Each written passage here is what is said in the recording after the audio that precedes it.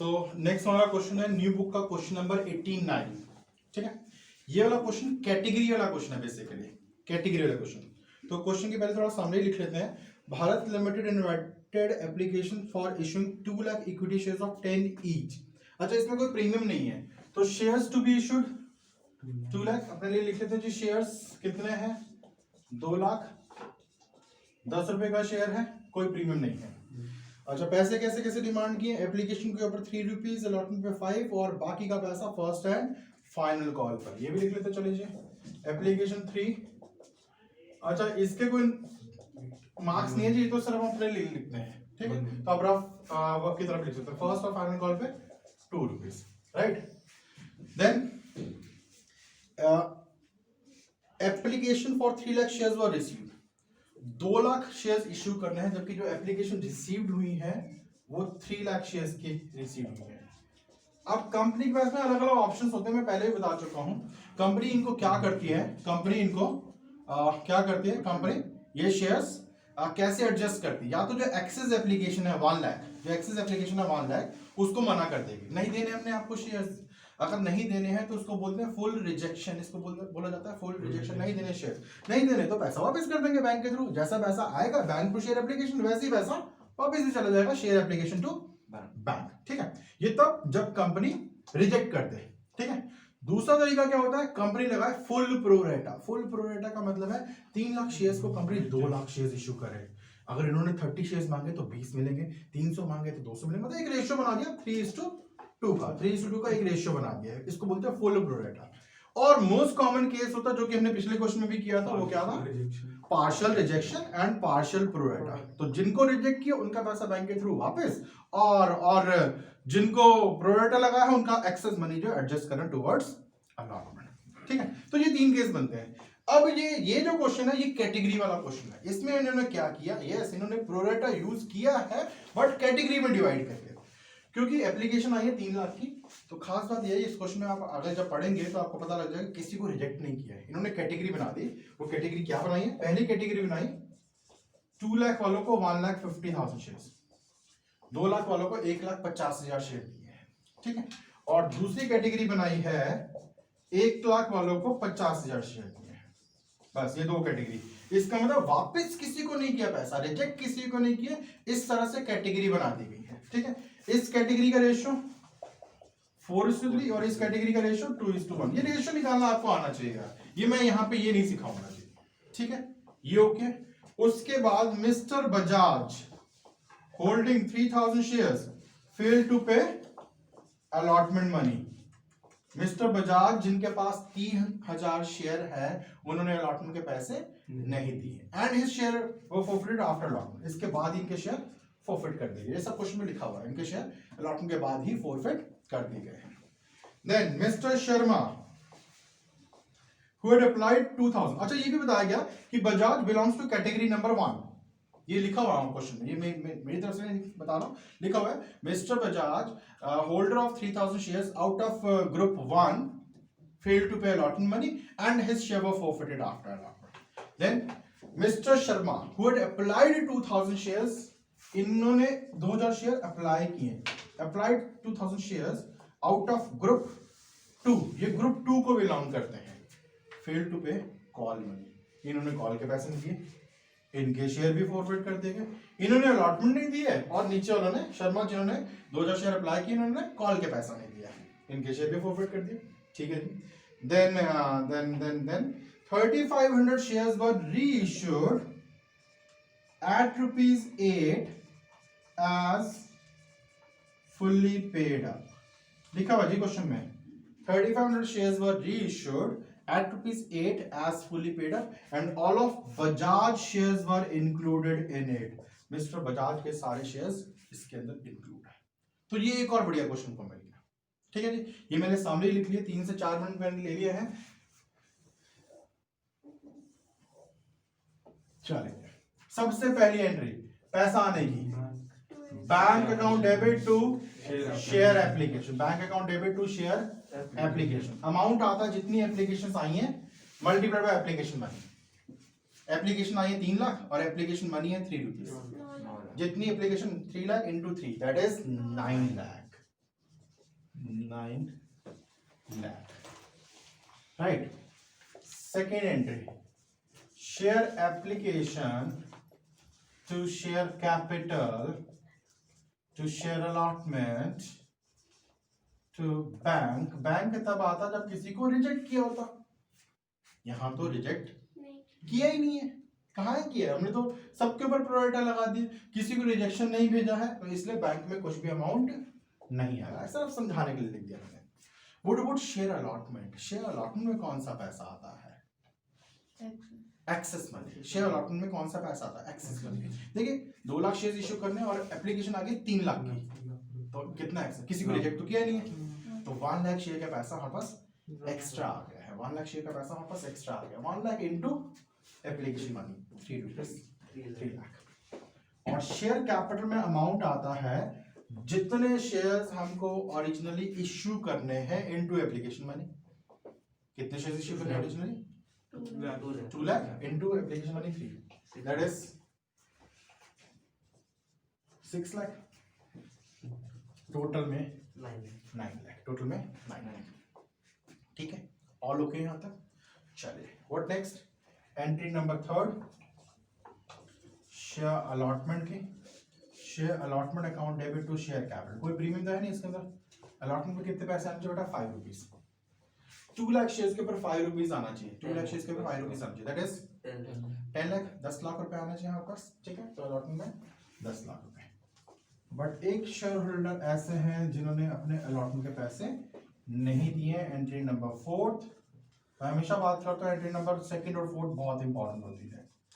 Entry number 4 करने से पहले हमको क्या करना है? हमको बनाने हैं वर्किंग नोट्स. हमको बनाने हैं वर्किंग नोट्स. कैसे पता लगता है वर्किंग नोट्स बनाने? वही 2 कंडीशन. कौन सी? प्रोरेटा है, इनफैक्ट दोनों कैटेगरी में है, और दूसरा अलॉटमेंट के पैसे ना मिले हो. तो यहाँ पे मिस्टर बजाज ऐसे हैं जिन्होंने अलॉटमेंट के पैसे नहीं दिए हैं. मिस्टर बजाज ने अलॉटमेंट के पैसे नहीं दिए हैं. अच्छा, इनके पास शेयर्स कितने? Holder of 3000 shares. तो मुझे बनाने पड़ेंगे इनके लिए वर्किंग नोट्स. तो वर्किंग नोट्स के लिए मैं थोड़ा आगे लेके जाना चाहूंगा. पहले मैं डिफाइन कर लो कि ये वीडियो कहाँ तक आ रही है. इसके बाद चलिए मैं यहाँ कहीं वर्किंग नोट्स बना रहा हूँ. वर्किंग नोट्स का सबसे पहला स्टेप होता है अप्लाइड शेयर्स निकालना. अप्लाइड शेयर्स निकालना. इनके पास हमारी कंपनी के 3000 शेयर्स हैं. इनके पास हमारी कंपनी के 3000 शेयर्स हैं. अब अप्लाइड निकालना है. अप्लाइड निकालने के लिए यस इसी रेशियो से मल्टीप्लाई कर दूंगा. अप्लाइड शेयर्स हमेशा ज्यादा होते हैं. ठीक है, इसी सेम रेशियो से मल्टीप्लाई कर दूंगा 4/3 से. तो इनके अप्लाइड शेयर्स आ जाएंगे 4000. तो बजाज साहब ने हमसे 4000 शेयर्स मांगे होंगे, बट हमने उनको 3000 शेयर्स दिए हैं. देखते हैं क्या स्टोरी बनती है जी. तो सबसे पहली लाइन यहां पे क्या बनेगी? Money received on application. इन्होंने हमसे 4000 शेयर्स मांगे और हर एक के ऊपर भेजे 3 रुपए, दैट इज 12000, राइट? ठीक है, 4000 शेयर्स मांगे इन्होंने हमसे, वो मैंने निकाला अप्लाइड शेयर्स. हर एक के ऊपर भेजे 3 रुपए. Application money 12000. जबकि मनी ड्यू कितनी बनती है? मनी ड्यू ऑन एप्लीकेशन कितना बनता है जी? कितना बनता है? हमने तो इनको सिर्फ 3000 शेयर्स दिए. हमने तो इनको 3000 शेयर्स दिए हैं. इनटू 3 के हिसाब से इनका बनता है अमाउंट ड्यू 9000. तो जो अमाउंट बच गया इज एक्सेस मनी. इसको बेसिकली लिखा जाता है excess money received on application are to be adjusted towards allotment. ये सिंपल लिख दीजिए excess money adjusted towards allotment. ये पैसा हम एडजस्ट करेंगे टुवर्ड्स अलॉटमेंट. ठीक है, फिर money due on allotment. Allotment पे कितने पैसे जी? इनके पास हमारी कंपनी के 3000 शेयर है. अलॉटमेंट के ऊपर 5 रुपए आने चाहिए. 15000 में से 3000 ऑलरेडी दे चुके हैं. तो not paid amount is 12000. Not paid amount is 12000. ठीक है, ऑल ओके. ये वर्किंग नोट्स है जी. प्रैक्टिस करने से आ जाएगा.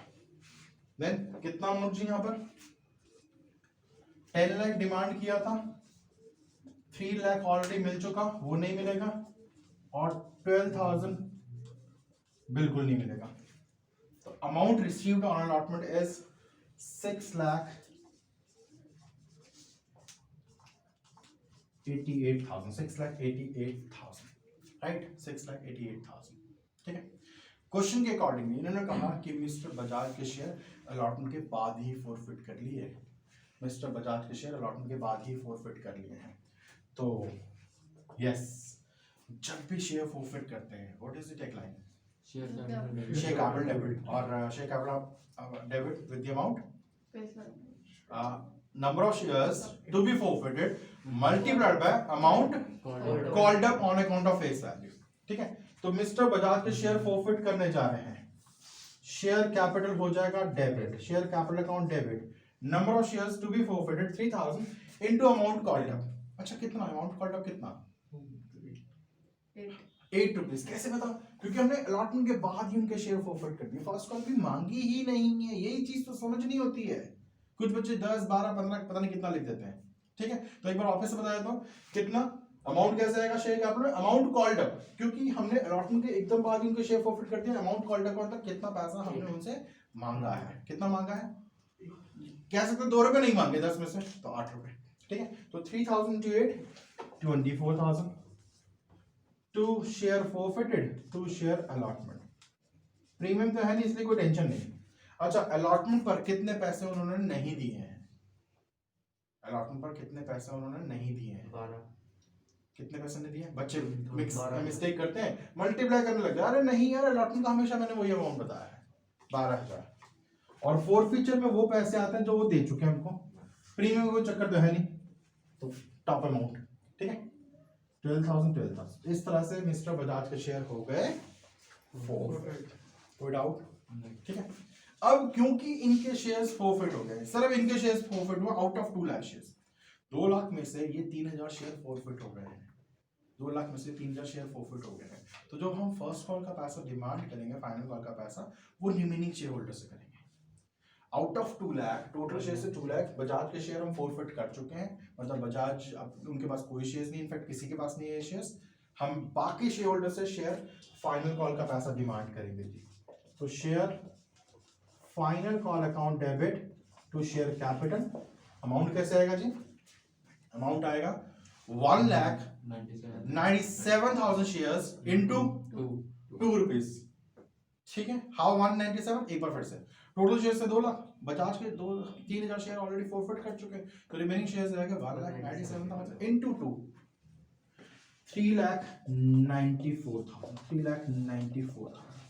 और इसमें से भी मिस्टर शर्मा ने पैसा नहीं दिया कॉल का। अच्छा, शर्मा जी के पास कितने शेयर्स हैं? 2,000।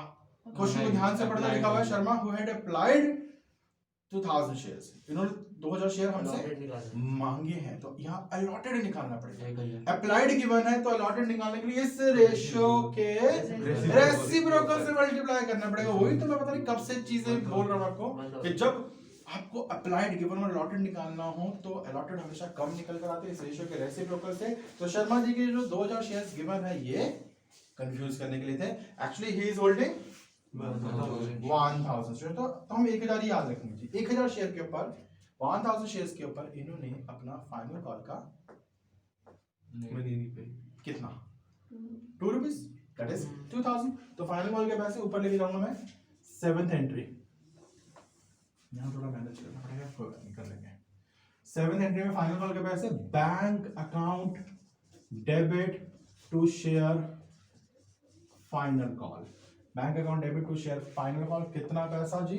3,92,000। हाउ? कैसे? 394 में से 1,000 शेयर के ऊपर 2 रुपए नहीं मिले हैं, तो 3,92,000। ठीक है, ओके। Entry number 8। अब इनके शेयर भी करने जा रहे हैं हम फोरफिट। इनके शेयर भी करने जा रहे हैं फोरफिट।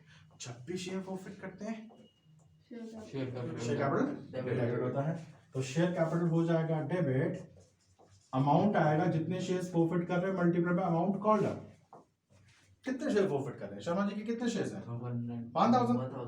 और कॉल्ड अप मनी कितनी है? पूरी 10। फर्स्ट कॉल तक के पैसे मांग लिए, फाइनल कॉल तक के पैसे मांग लिए 10 रुपए, 10,000। ठीक है जी, 10,000। फिर जितने पैसे मिल गए शेयर फोरफिट में, और जो नहीं मिला वो शेयर कॉल में, share first and final call. कितना पैसा नहीं मिला फाइनल कॉल पे? 1,000 into 2, 2,000। और कितने पैसे इन्होंने दे दिए? शर्मा जी ने सिर्फ कॉल के पास नहीं दिया, उन्होंने एप्लीकेशन भी दे दी, अलॉटमेंट भी दे दी, 3 और 5 8 रुपए दे दिए पर शेयर, 1000 शेयर्स के ऊपर 8000। ठीक है, ये थी हमारी एंट्री नंबर 8। ओके परफेक्ट, ठीक है ना। एंट्री नंबर 9 रीइश्यू की। रीइश्यू के बारे में मैं हमेशा बात करता हूँ, फिर एक बार बात कर लेता हूँ। एट या फॉर वाला अमाउंट बैंक में, और एज वाला अमाउंट शेयर कैपिटल। एक बार क्वेश्चन पढ़ते हैं, लिखते हैं 3500 shares were reissued as fully paid up at ₹8। ठीक है, तो जो एट वाला अमाउंट है वो आ जाएगा बैंक में, और जो एज वाला अमाउंट है वो आ जाएगा शेयर कैपिटल में। तो 3500 शेयर्स 10 वाले यानी 35,000 के शेयर्स हमने कितने में इशू किए? 8 रुपीज में, that is 28,000। The difference between these two is transfer to share forfeit account. पिछली बार एक्स्ट्रा अमाउंट था तो एसपीआर था, वो क्रेडिट हुआ था। इस बार कम अमाउंट है तो शेयर फॉरफिट डेबिट होगा। अब वन लास्ट एंट्री, बट उसके लिए भी थोड़ी सी कैलकुलेशन चाहिए। एंट्री नंबर 10 एंट्री ओके है, शॉर्ट फॉर्म यूज करो, share forfeited to capital reserve. Amount के लिए बस थोड़ा सा स्पेसेस को यूज कर लेते हैं। यहाँ पे अब मैटर करता है कि ये जो 3500 शेयर हमने रीइश्यू किए हैं, इसमें किसके कितने शेयर्स हैं। तो क्वेश्चन में बोला गया कि इसमें बजाज के सारे शेयर्स हैं, बजाज के सारे शेयर्स हैं। अच्छा, बजाज के कितने शेयर्स थे? 3000 के ऊपर फॉरफिटेड अमाउंट कितना था? Let me check, 12,000। ठीक है, अब 3500 में से अगर 3000 शेयर्स बजाज के हैं तो बाकी 500 शेयर्स शर्मा जी के होंगे। 500 शेयर्स शर्मा के। अच्छा, शर्मा जी का फॉरफिटेड अमाउंट कितना था? चेक करो कितना था शर्मा जी का फॉरफिटेड अमाउंट? 8000।